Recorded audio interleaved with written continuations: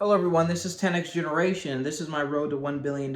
So today was a fantastic day. I got a whole lot done programming wise, learned a whole bunch, and a bunch of business interesting things happened. So I'm going to start with the programming since that's my favorite. So as you know, if you've been watching along, I'm building a computer sharing platform where users can earn passive income sharing their PCs and their hardware with others through the internet. It's pretty cool. And I'm doing all this through Discord, and of course you need payments. So I'm using Stripe, and the way it's going to work is that the user on Discord is going to say, I want to purchase 5 tokens.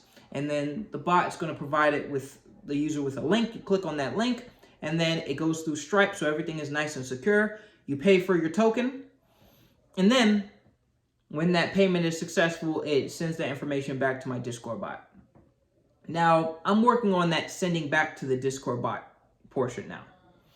And that's a little tricky because you have to implement a thing called webhooks. And a webhook is just that sending back process. But in order for a webhook to work, your server has to be publicly accessible. And since the Discord bot is running off of my computer, I don't want to make my computer publicly accessible because that's a security risk, right? Users could just send commands into your network and it can get in. That's a bit of an issue. So what I did was package everything and I threw it up into the server or into the cloud. I'm using DigitalOcean. All this is stuff I've talked about in a previous video. But the context is needed to make sense. But you throw it up onto this onto DigitalOcean, and now I have to make that computer that I'm using, that droplet as they call it, which is just a portion of a computer. I have to make that a server and publicly accessible.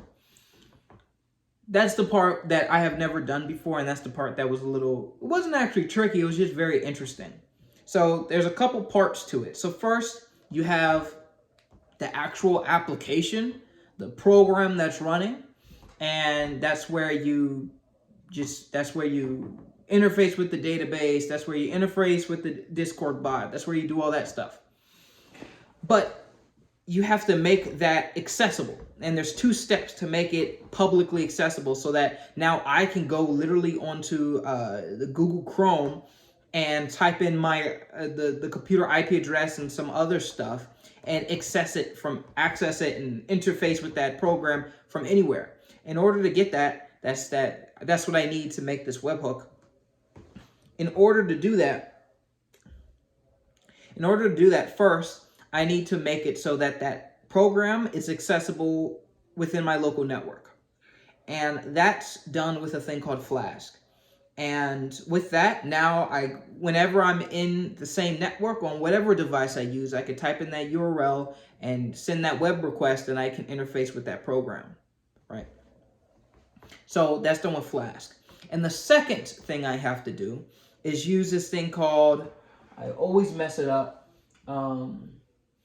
Nginx, right? And what that does is a router. It basically routes stuff. So it takes, let me not say router, but it routes web requests, right? What it can do is take, let's say, this computer over here wants to talk to my computer, right? It sends it a request. This Nginx program, what that does is takes your request, and listens to it, understands it, and then puts it where it needs to go. And I can configure where it puts it. And putting those two together, those 3 things that I'm talking about, first, you have the Nginx, kind of like an outside shell. The formal term is called a reverse proxy. You have this outside of everything, right? And when someone accesses your server, it comes in contact with that first. And I configure it to route it towards my the port that's listening within my local network. I really hope all this is somehow making sense or you're getting something out of this, but yeah, I hope.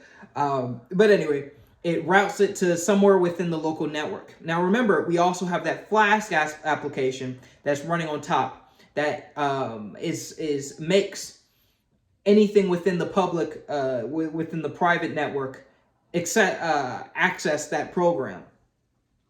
So the Nginx configuration or request or whatever then goes to the Flask open port that I've opened that provides direct access to the program that I've made. So all in all, what it allows me to do is receive these webhooks, right? And there's another layer on top of that. I forget what it's called. I think it's Unicorn. I don't know. These names, they just come up with any name. I don't know where they get this stuff from. But that is in the middle. That's like in the middle of both those other two things. So it's in between the Nginx and Flask. And I think it actually can replace Flask. But basically what it does, I think it's just a regular proxy. So it goes from the Nginx to the Unicorn, and what that does is chops up whatever's happening and creates workers and stuff. So like this programming stuff really gets kind of crazy. I'm just trying to explain it quickly without any context. I'm trying to do a good job, honestly, but it gets really weird. It can create workers, so those are basically multiple threads of a request. So sometimes when you have a whole lot of requests that are being routed and going to a single program, it can overload it. So what the Unicorn does, or Unicorn, I don't know how to say it. What that does is can make multiple instances and multiple workers to do the work for you, providing load balancing so your servers won't overload super quickly. Okay, I hope that made sense. If that did make sense, I'm sorry. You can look up some of the words. But all in all, it allows me to receive these web requests from Stripe. So when you make a purchase on Stripe, clicking the link that I provide, it will update your user profile within Discord, giving you a token. So purchase, like I want to get a token. I want to play GTA 5 on a computer with a GTX 4090 Ti, right? I want to get that. Oh, it costs me $1 for an hour? Cool. I don't have any tokens. Buy token. Okay, now I have the link. You click on the link. It takes you to Stripe. You put in your billing information in a nice secure window within Stripe. It's not through me, it's through Stripe, right? You put in your information, it says payment succeeded. You get an email saying, hey, good job with your purchase. Here's your token, right? And then you go into Discord. Oh, I just got a DM.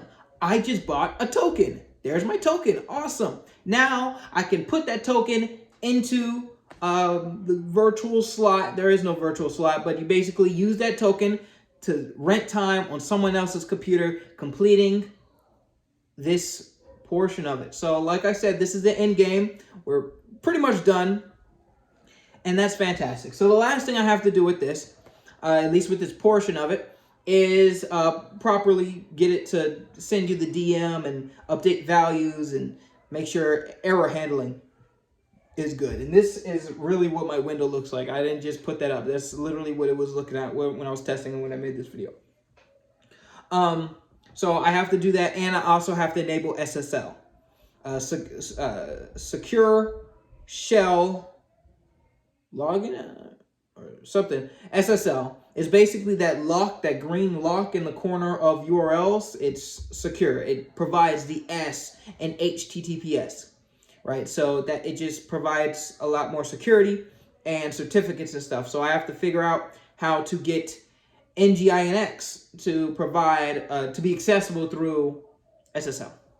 So once that's done, I can take it, it will be ready for deployment and production. So yeah, that's cool. And then after that, just extra testing, and then making, writing up the information and creating the video. So that's with that. On the business side, I had a checkup with one of my other investors. And he has a lot more investors, so I was able to talk with a lot of his other investment companies. And we were just talking. He's making a platform where entrepreneurs and other tech startups are all on this one platform. It's like a social media platform for tech startups. I think it's a pretty interesting idea. and he was just giving us some tips and tricks on how we should go ahead and start the year. And I have some notes about that. And you know, we're gonna be having yeah.